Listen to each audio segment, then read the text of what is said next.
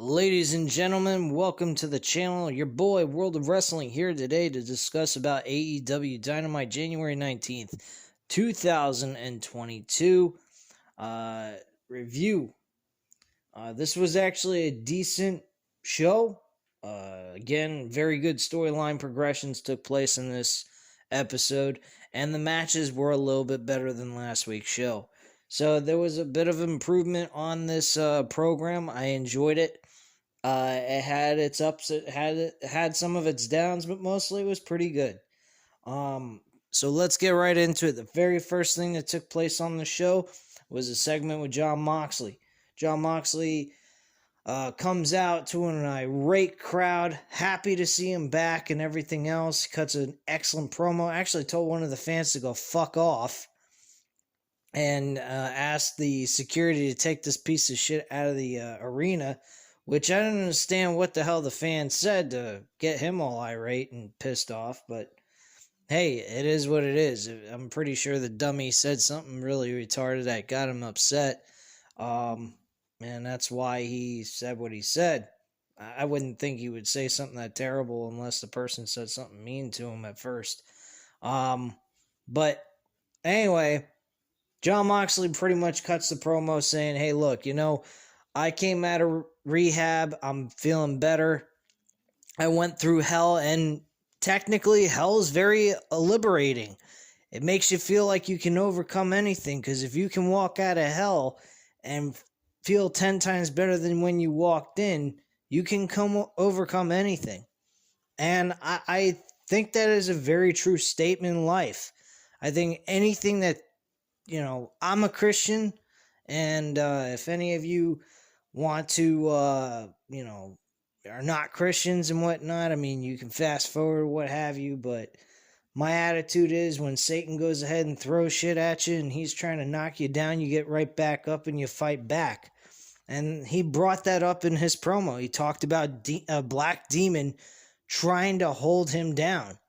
I didn't get the 100% accurate word-for-word paraphrase of what he said, but he was talking about how a demon was trying to hold him down and keep him where he was, addicted to alcohol, maybe even drugs for all we know. But his attitude at this point is he went ahead and fought through everything he fought through just to get back to where he is now. And he's healthier. He looked a lot skinnier. He looked like he lost a lot of weight. He looks like how he did when he came into AEW in 2019. I was starting to notice he was getting a little chunky during that time before he went into rehab, and he really looked unhealthy. When he went into rehab and came back out, he looked really healthy, very lean. Looks like he's got his stuff together now. He looks pretty healthy. And you can tell he looks like he's all in it. When he went into rehab, I got to admit, he did show some kind of sign there was something wrong with him. Chunky and all that shit, and I was just like, what the hell's going on with the guy? He's not caring about his weight, his look, or anything like that. And we saw him tonight, and he looks a lot healthier than he did before he went into rehab. So congratulations, Jon Moxley, overcoming his addiction. Hopefully it stays that way and he doesn't relapse. It can happen. It can happen to anybody. But hopefully he manages to overcome that, and he gets through it and continues to do what he likes to do, and that's entertain us and us enjoying his work. And that's basically it. So I'm really excited about that. Jon Moxley is actually going to compete in his debut match against Ethan Page on Rampage. So that should be something interesting to watch on the show. Now, granted, they're going to be having that match tonight, but you get my point. But yeah, good promo by Jon Moxley. A lot of intensity. I love what he had to bring to the table in this. Not too many people do this in their promos. Jon Moxley and I'd have to say Moxley and Cody Rhodes have the best promo work in the company. They both put a lot of emotion into their promos. Oh yeah, I forgot to mention also MJF and fucking CM Punk are pretty good on the mic.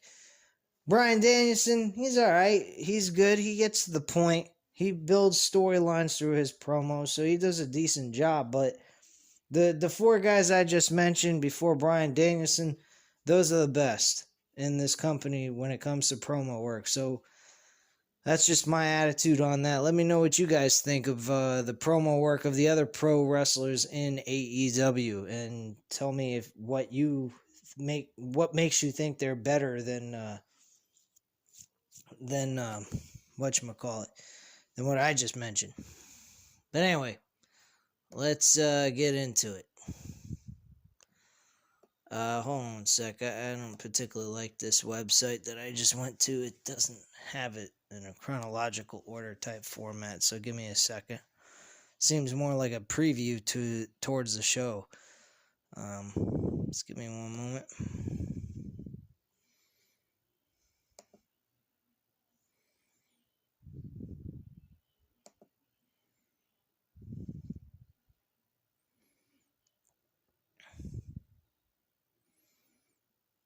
What is going on with this thing? Damn it.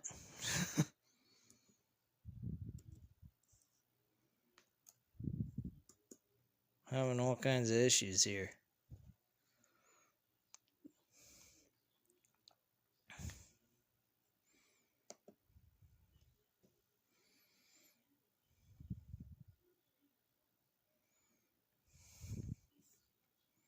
Alright, so the very first match on the card, by the way, was actually a match between Adam Cole, and Brett Baker versus the team of actually, maybe I might be wrong about that. Give me a second. Yeah, it was Adam Cole and Brett Baker versus Orange Cassidy and Chris Statlander in a one-on-one match, or in a tag team match, I should say. MJF, though, did address a message to CM Punk, Wardlow, and Shawn Spears. So we return from the commercial break. We shoot backstage to MJF with Wardlow standing behind him. He goes on to be critical of CM Punk getting a tainted victory by grabbing Wardlow's tights and rolling him up last week instead of taking the loss on the chin like a man. He says a more seasoned veteran would have kicked out, and then says he's actually wanting to apologize to Wardlow. He says he lost his cool on him last week, and that's not okay. But he tells Wardlow that one thing he cannot allow, however, is for him to put his hands on him. He tells him a financial punishment, and then vows that Shawn Spears will get the job done against CM Punk tonight. He wishes Wardlow a happy birthday and says he's better than you, and you know it. So, following that, we move on to the Adam Cole and Brett Baker versus Orange Cassidy and Chris Statlander. This was actually a really good match. My only issue with this match was they actually had Orange Cassidy look like a buffoon in this whole situation. He tries to hit the Superman punch, which he calls the orange punch, and try to deliver it to Adam Cole. He misses, and then he accidentally has Britt Baker fall through the off the apron through the table, and he looks stunned for a very long time, longer than normal type of situation. I didn't particularly like this at all. It made Orange Cassidy look really foolish. He stood there for almost 2 minutes and just not doing anything. He just was staring and like going, whoa, what did I do? And Adam Cole noticed, and he was really intense and mad. And he just, with the referee's back turned, trying to check on Britt Baker to make sure she was okay. He low blows him. He falls to his knees, and Adam Cole does the last shot and gets the 1-2-3, and that's the end of the match altogether. I don't quite understand this. I really don't. Why would Orange Cassidy be placed in a situation like this that makes him look like a buffoon? It's really idiotic if you ask me. But overall, despite the ending, the match was unbelievably awesome. I enjoyed it, but the ending just really kind of fell flat for me with that, based on the situation. They wanted to do like 5 seconds, and Orange Cassidy is, surprised for a few seconds there, and then he turns around, you low blow him in the crotch, and then he does the last shot, or the boom, whatever they're calling it now. And then he gets the 1-2-3. I'm okay with that type of idea, but to have him stand there for 2 minutes straight just staring down, well, I don't know if it was 2 minutes, but it definitely felt for a long time that Orange Cassidy was just looking there just in shock. And then all of a sudden Adam Cole notices, he gets mad, low blows him, and then hits the boom and gets the 1-2-3, and that's how the match ends. That's really kind of whacked. It's whacked out, man. It makes no sense. So I don't quite understand that whatsoever. But yeah, the match though, I'm not going to discredit it in any way. I just wish the ending would have been a little bit better. But yeah, like I said, this match was really good. Definitely a match you could go back and enjoy. Like I said though, the ending is a little disappointing. Santana Ortiz stand up for Eddie Kingston backstage with Chris Jericho. Doesn't feel them on how they responded with Chris Jericho. I'll go right into it. We shoot backstage to Alex Marvez, who's standing by Chris Jericho, as well as the Inner Circle member Santana Ortiz. Le Champion talks about how he doesn't care about Eddie Kingston, and as he continues to dig at him, telling him to go F himself. He is interrupted by Santana and Ortiz.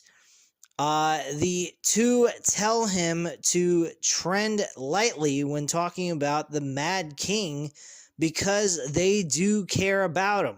They say he had a good point too when he mentioned how Chris Jericho might be the reason why they have never held tag team gold.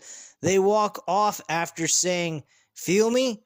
And to which Jericho replies, No, I don't feel you. And we then head to another commercial break after that. This was very, very, very surprising. I cannot believe what's going on here. Eddie Kingston is throwing a wrench into the Inner Circle.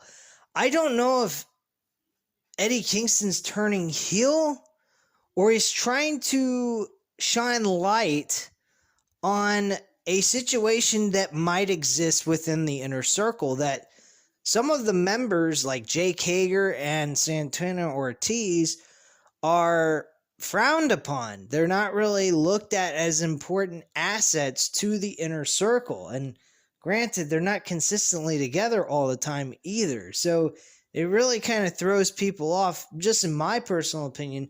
It throws me off a little bit with the fact that they, aren't consistently together all the time. And the same thing goes for the Pinnacle. We seem to see MJF use his Pinnacle members to do certain things, but when it comes to actually being together, they're not. Which is kind of, like I said, inconsistency. You're throwing shit together and then saying that they're a team and they're a faction, they're friends, but yet they're barely ever around each other. Makes no sense to me at all. Now, maybe it's the WWE concept way of doing things when it comes to factions, but if you look at New Japan Wrestling, they have their factions pretty much nipped tight, close together with one another.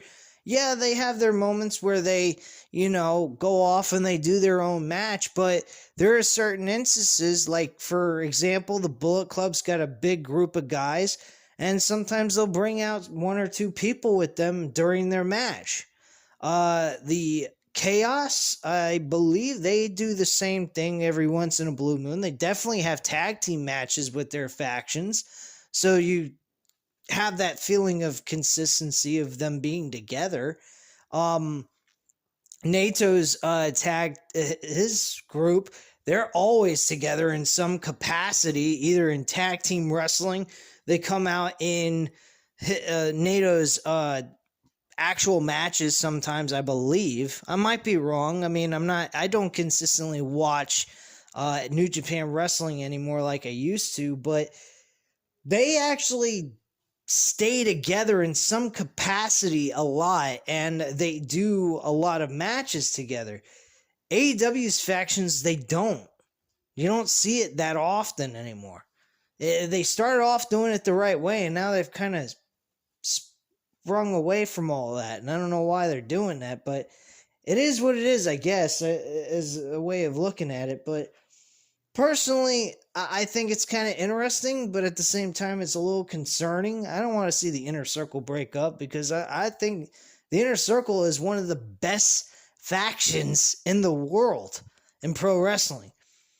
Now, the way they've been doing it lately with Inner Circle has not done them all that good. I have to understand that, and I believe that full-heartedly. So I really hope that they fix this issue, start getting these guys together again, and we start seeing the Inner Circle be the Inner Circle, because right now these factions are just doing nothing together. So that's just the way I look at it at this point. All right, let's move on here. All right, next up, we have Adam Cole reveals Lights Out match for AEW Beach Break. We return from the break to a very agitated Adam Cole standing by for an interview with Alex Marvez. He takes the mic from Marvez and tells him to get out. He talks about how he already had issues with Orange Cassidy, but now after he put his hands on his girlfriend, Britt Baker, it's a whole different situation.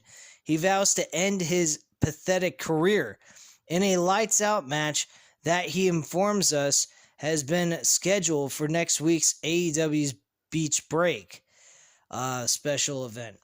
Now, I gotta admit, this match, I can understand them doing this. This definitely makes a lot of sense. But for them to do what they're gonna do later on the show, which I'll explain, I kind of disagree with this. This is giving away a really good match that should be a pay-per-view match for free. I think this match should belong to the Revolution pay-per-view, but let's go ahead and get to that point once we get to it. We have Shawn Spears versus CM Punk. This was a very quick match. He gets the GTS finisher, wins the match, and that's it. Match is over in less than 10 seconds. It's just one of the shortest matches CM Punk ever had. So, I have no idea what the fuck that was about, but hits the GTS and wins it really quick. And that's all. Afterwards, once the match ends, Punk turns and points to MJF at the commentary section and does the GTS gesture, I should say. I apologize, it might have sounded like I said jester or whatever, like a jester who entertains a king. Anyway, MJF acts like he's not going to do anything, and as Punk turns to climb the ropes to celebrate his victory, MJF hits the ring, sliding in behind Punk, and Punk drops down to the mat again and then grabs MJF's scarf. MJF lets the scarf slide around his neck as he backs off and slides under the ropes to head to the back. I want to state something, because I was actually thinking this when this actually took place. I really did not like this move. I'm getting tired of MJF doing like a similar move that Miz would actually do in most cases. When are we going to see a heel do something similar to what Triple H used to do? I know a lot of people hated Triple H. I was one of those people for a very long time until he turned face. And then when he turned back to heel again, I didn't seem to mind him playing the heel role because I at least got an opportunity to see what he was like playing as a face, and I really enjoyed it. And it was basically the same person he was playing as a heel, only he wasn't needing a faction around him. And he had this face gimmick running from January of 2002 all the way till about, I would say, about SummerSlam, going into the SummerSlam pay-per-view. So, I mean, he had a really cool little thing going as a face, and I enjoyed it. I thought it was really cool because it brought out a face version of his heel self, being a badass, kick-ass kind of dude, and just beating the shit out of everybody and showing no remorse, but also at the same time was a fan favorite and enjoyed the crowd. So I really enjoyed that aspect of Triple H. And then when he reverted back to the heel gimmick, that's when I started liking him even as a heel, because he brought out that obstacle that was very hard to overcome. He would either beat you fairly and just beat the shit out of you without having to cheat, or if you were really a hard opponent to put down, he would then lead to, other options, and that's cheating and doing whatever it took to win. So that is the way I view Triple H as a heel, and that's the way I wish a lot of other heels would turn out to be these days. You don't see those kind of heels anymore. A lot of them are just very pussy-like type mentality. They don't have no backbone. They're very, sneaky and just backstabbing type of roles. And I understand that comes to the territory of being a heel, but why do they have to do that all the time? It is really, really pathetic. And this role that MJF has been playing is getting a little more like a Miz type role than anything else. I can understand after, first couple of weeks, he's kind of like, being standoffish, and not wanting to get heavily involved with CM Punk. But if you look at his thing that he did with Darby Allin, that was perfect the way he did things with Darby Allin. Yeah, he went ahead and he attacked him with multiple guys at one time, but that's the point of the faction, is for the heel to have the bigger disadvantage over the fucking opponent he's facing in the future. So that was the point of them doing that. Why aren't they doing the same thing here with CM Punk? Every chance they get, they should be tearing CM Punk apart. And instead, we're getting none of that. Now, I do understand that if we're building towards a match between these two at Revolution, which is in March, they have plenty of time to do it. So I'm going to refrain from getting all bent out of shape over this for right now. But if I don't see something from MJF where he's doing some dirty kind of tactic besides running away like a coward, I'm going to start getting a little concerned about this whole storyline going into this pay-per-view. Because it really doesn't make a whole lot of sense to have MJF constantly running away like a coward and not doing anything to retaliate, to CM Punk to constantly standing him up, showing him up every single fucking time on the shows. It just doesn't make any sense to me. So that's just the way I feel on that. Let me know what you guys think about that portion of this review, as well as anything else, of course, like always. Let's go backstage. We had the Gunn Club, Billy Gunn and his kids, making a statement on Christian Cage's expense. Billy Gunn wants his sons to be able to have a shot at the tag team titles because they're ranked 5th in the tag team division. Now, with wins and losses meaning something in AEW, of course, you would think that that ranking would mean that they have an opportunity for the tag team titles.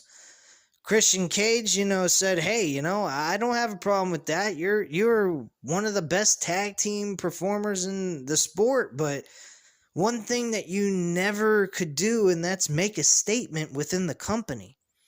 So his kids ended up attacking Christian Cage after that comment, bashed him up against a garage door of the building, and then said, "Statement made."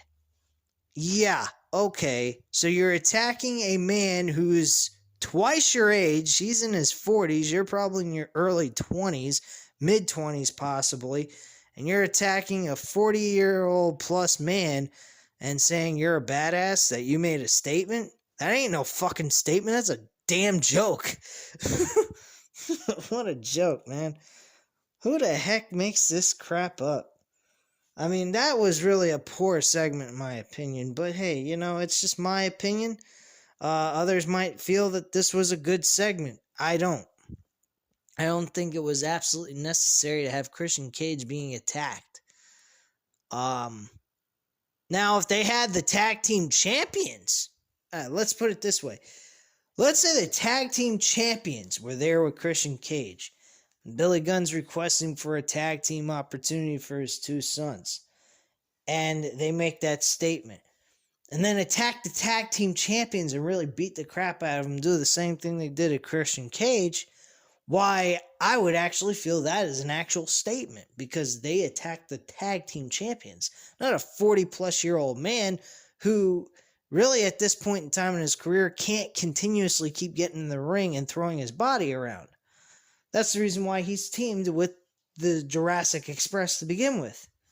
So, there was no statement made. This was a joke.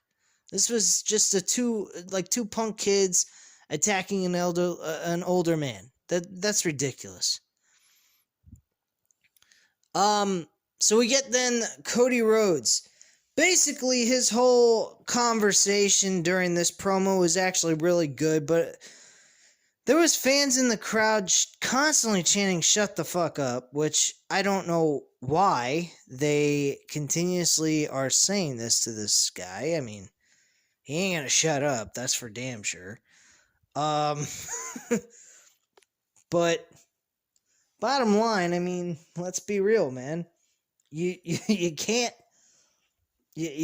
constantly treat the guy with disrespect like this. The man made a lot of valid points during this promo.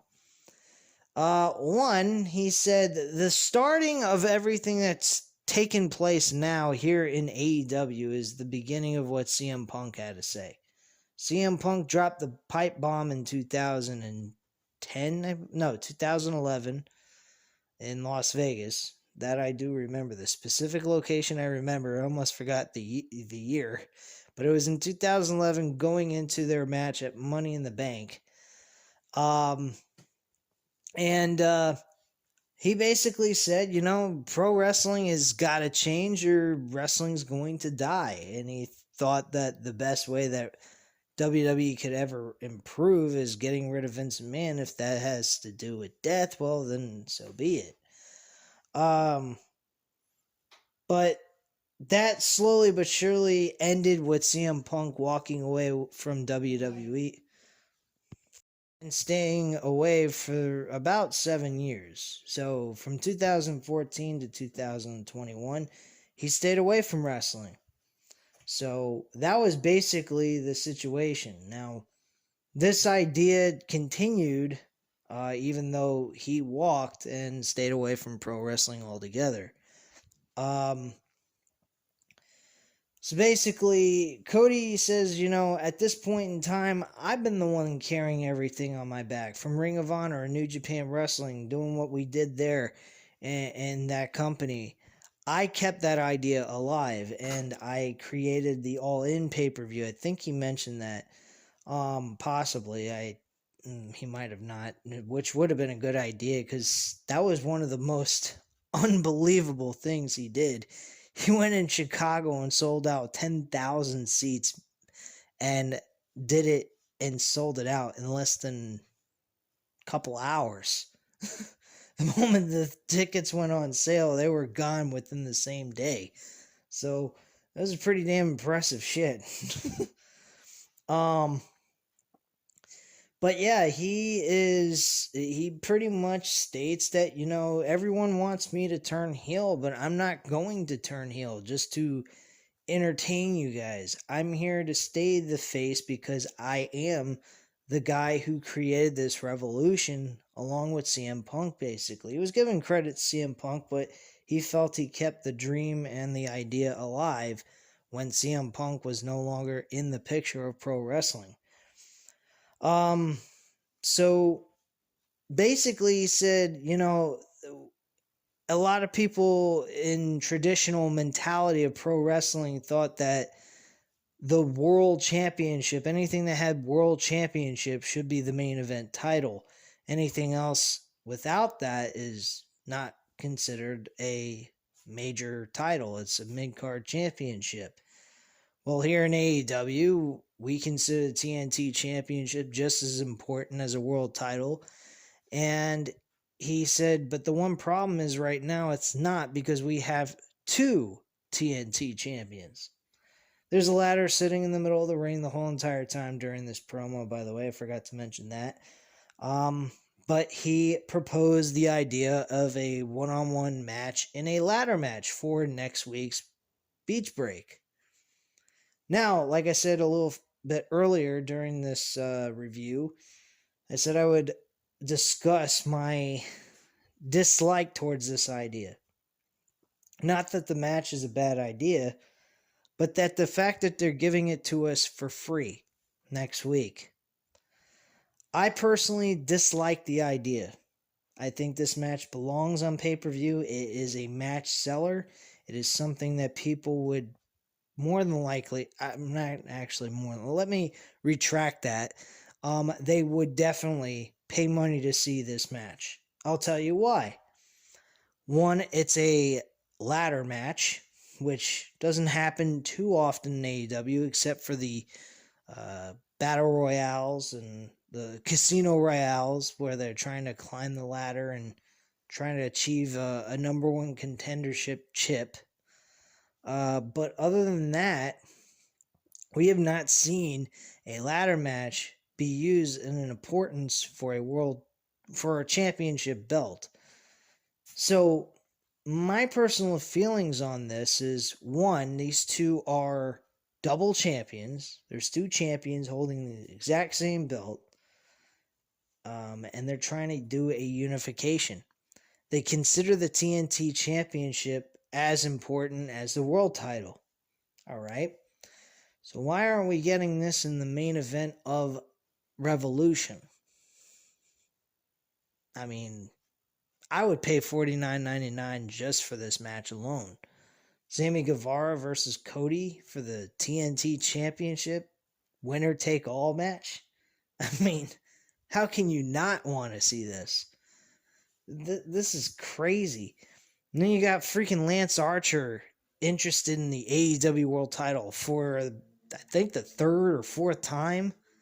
The guy is yet to win. He ain't going to win this time either. He's just a freaking stepping stone for every person who's the champion, moving on to the next program that they're going to do with that world title. It makes absolutely no sense to even put him in those situations and pretty much tear him apart with each and every title opportunity where he's not going to even have a chance to win the world title. It really makes no sense to me.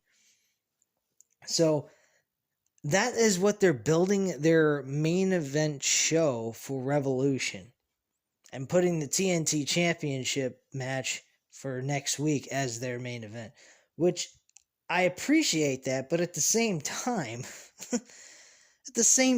this match is more important than the world title match right now.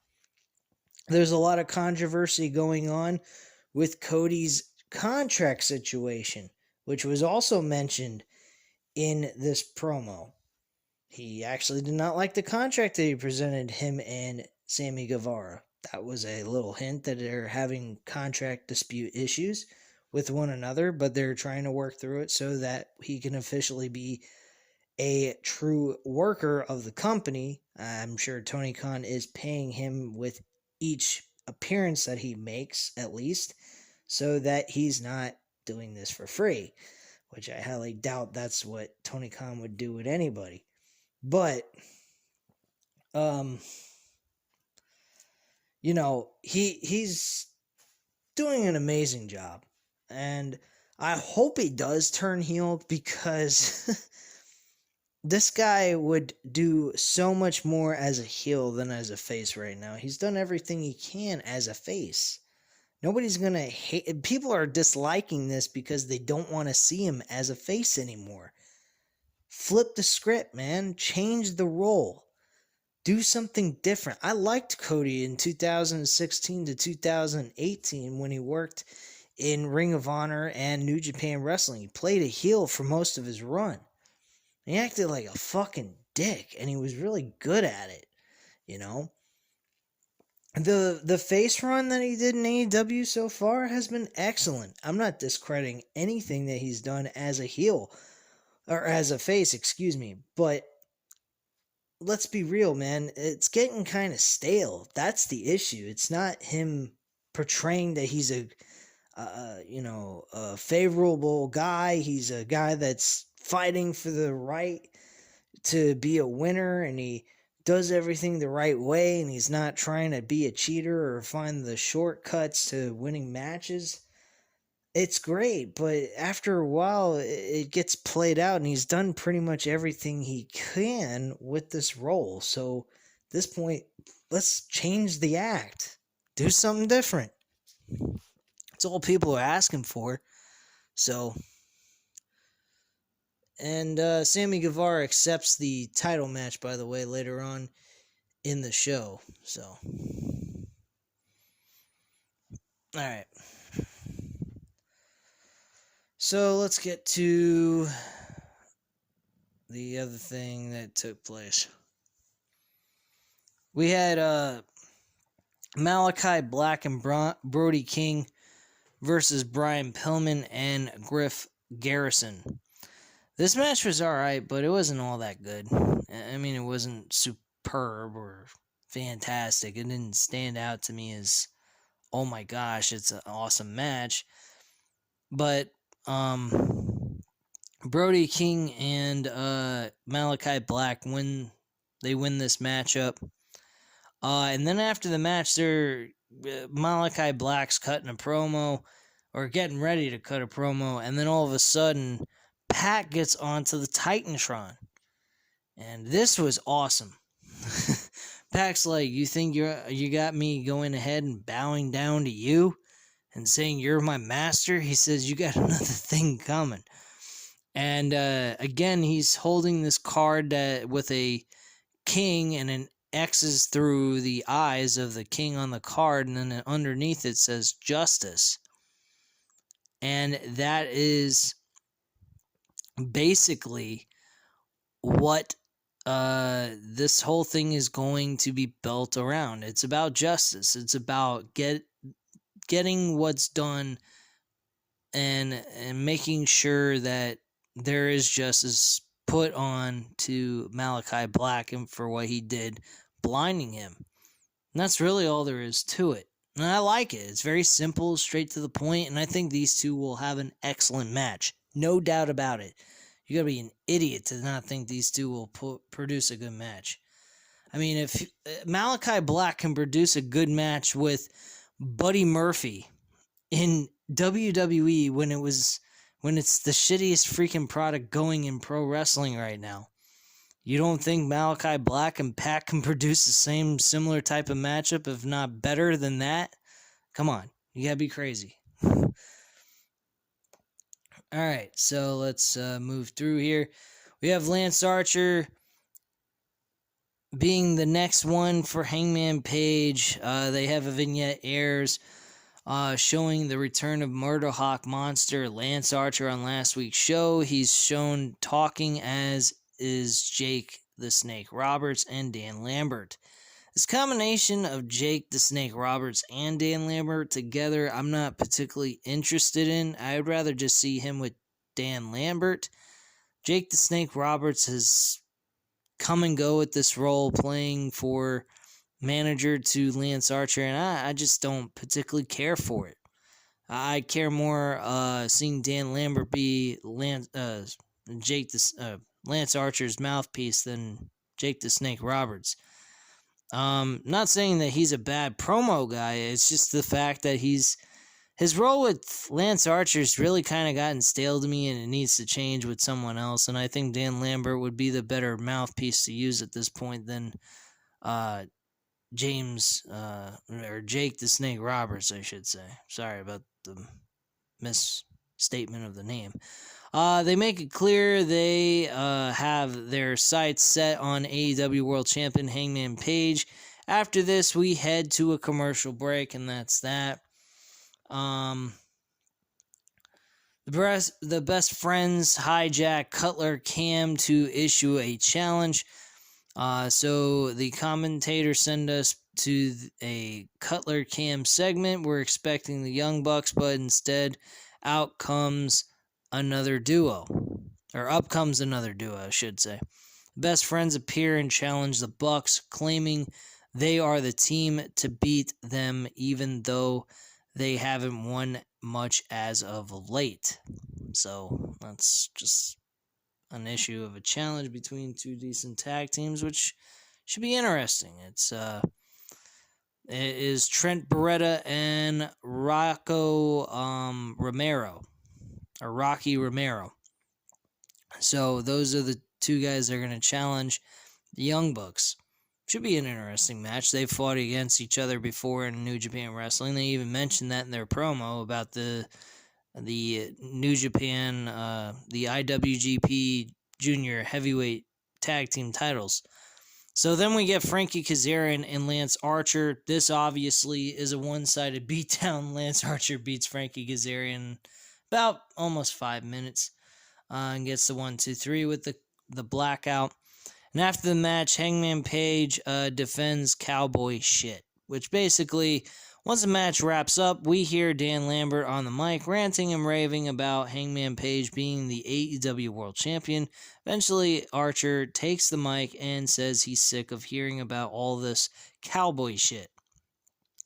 He then says he's going to show us some real cowboy shit at this point.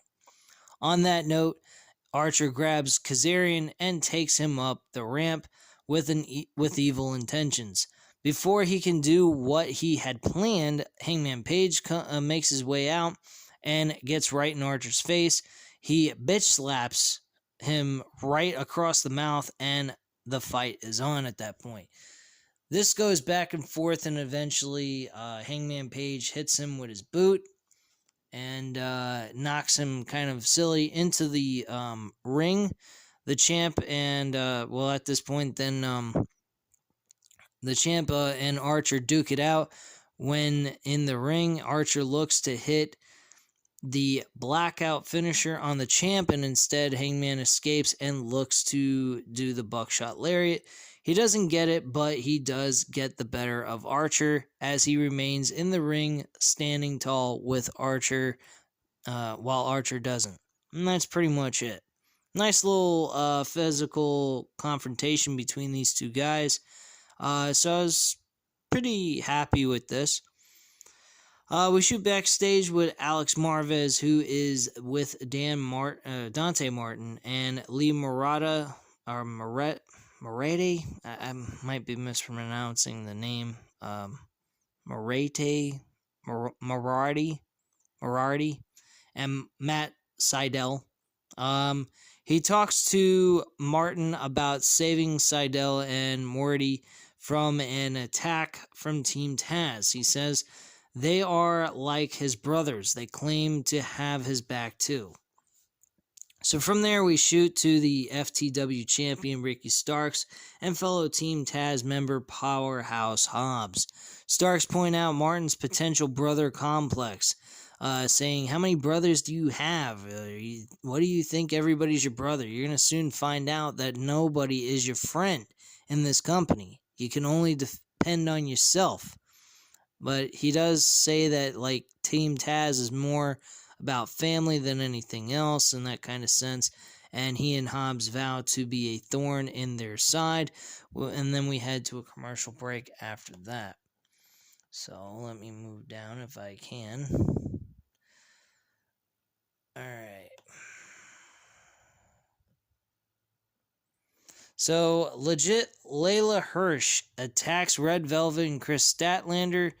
So, backstage segment, Tony Schiavone's backstage interviewing Chris Statlander, who has Red Velvet by her side. He asks Statlander about her hard-hitting match earlier tonight and how she appears banged up still. Before she can say much of anything, up walks a legit Layla Hirsch, who has a lot to say to Chris, prompting Red Velvet to come to her defense. This only angers Hirsch more, who complains about Red always having Chris's back but not hers as well. And as Red turns to say something to Chris, she's attacked from behind by Hirsch.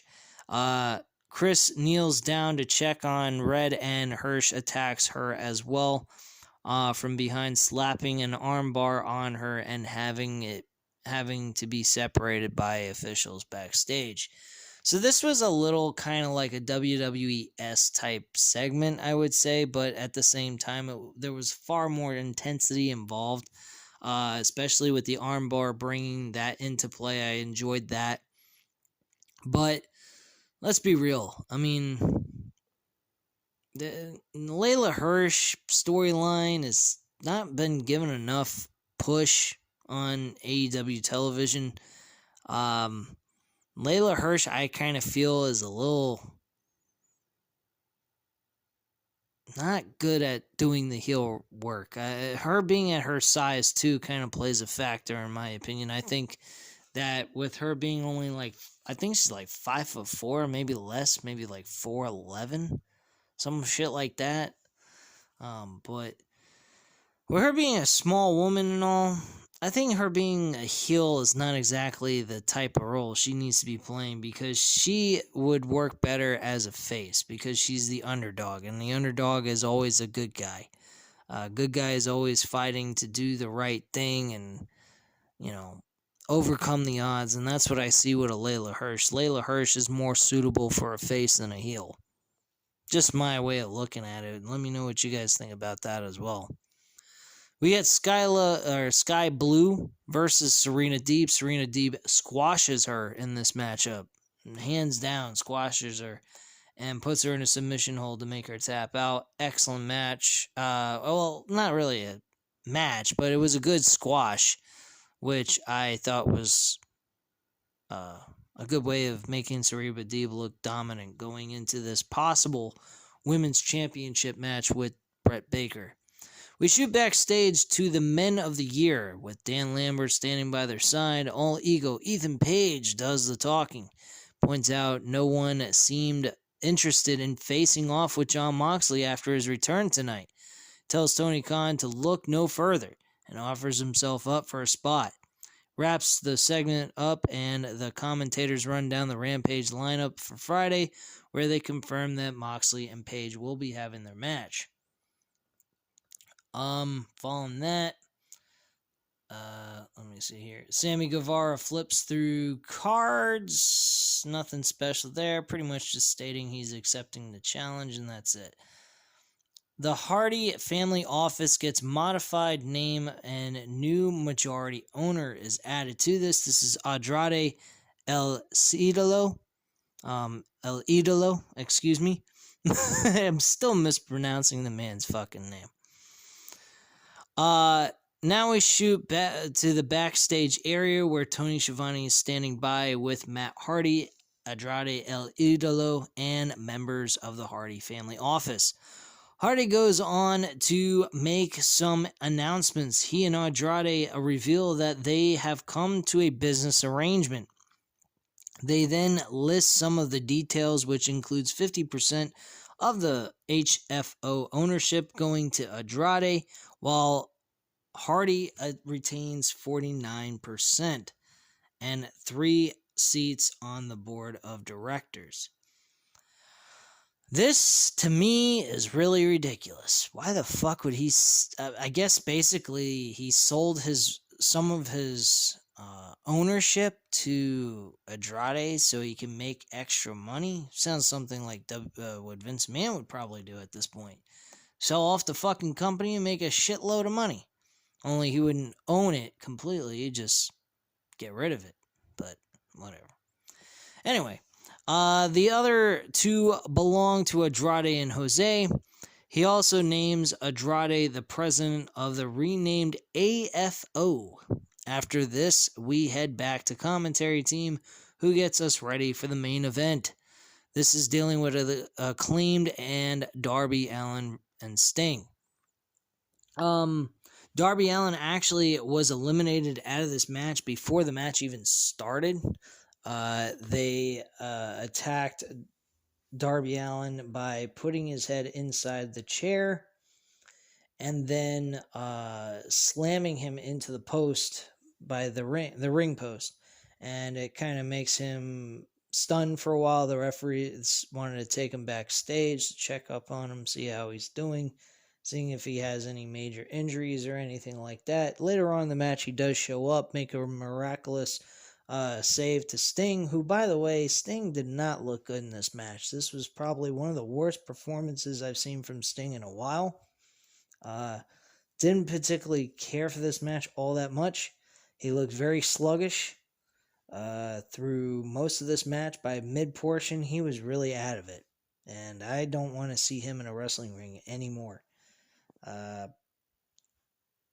Based on the way he was, performing, this was not the same Sting I'm used to seeing. So that's just the reason why I'm saying this. In the other matches he's had this year, and since 2021 with Darby Allin, he's had some good matches. He's been really good with what he was doing in the ring, but this match he was just not in it.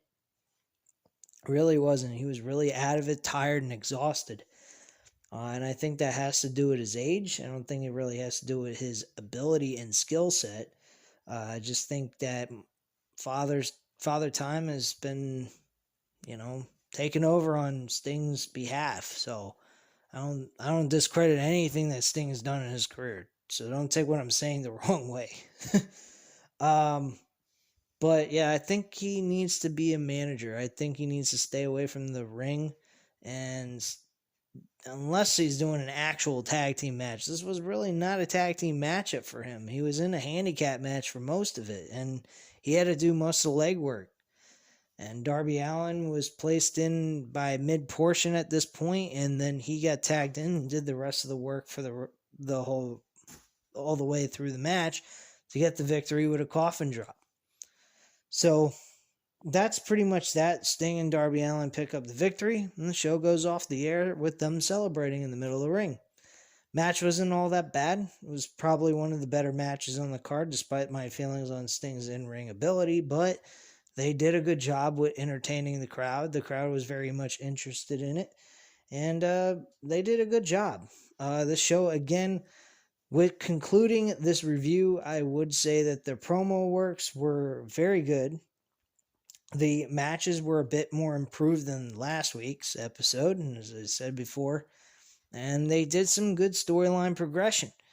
I mean, don't get me wrong, this was not a perfect show at all by any means, but it was a bit better than last week's episode, so ain't got too much to complain about here. Just a little bit of critiquing, but nothing, outrageously bad about the show at all, because if you want to get bad, all you got to do is flip over to WWE, and then you got some real shit on your hands that you can complain about for hours at a time and go ahead and say to yourself, why do I continue to watch this crap?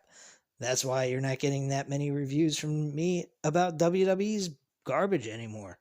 So that's just my feelings on that. Let me know what you guys think in the comments down below. Hit the like button if you like this video. And of course, as always, subscribe to the channel if you're not already subscribed. And have a great night, guys. Bye.